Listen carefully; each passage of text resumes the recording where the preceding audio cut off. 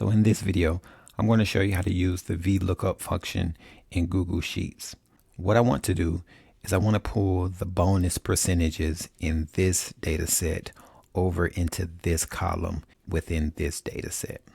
And I'm going to use the Vlookup function to do that. So I'm going to hit equals Vlookup, and I need to use a search key. And basically what a search key is what we're going to search for. So I'm going to search for this person's name, hit comma, and the range. We're going to look for that name in here. I want to lock that range in place, so I'm going to hit F4, hit comma, and the index is really the column that the Vlookup is going to look into. And so the column the Vlookup is going to look into is column 1, 2, 3 for the bonus percentage column. Type 3 here, comma, and is sorted. Basically it wants to know if the data here is sorted, and it's not sorted.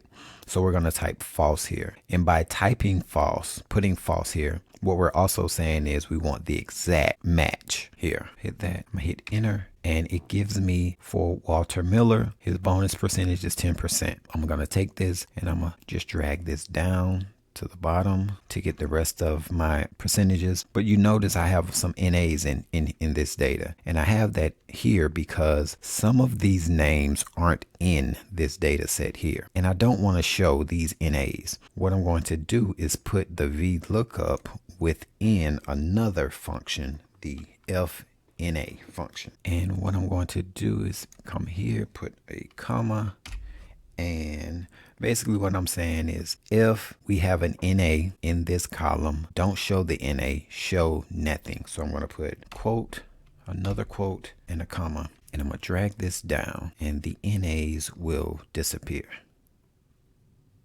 Here's a few things to remember with the Vlookup function. The Vlookup is going to look in the leftmost column first to find your result. Once it identifies the person's name from this column in this column, it will then look up whatever we want in the corresponding column here. If you found this video helpful, go ahead and hit that like button. If you're new to this channel, subscribe for more tips like this.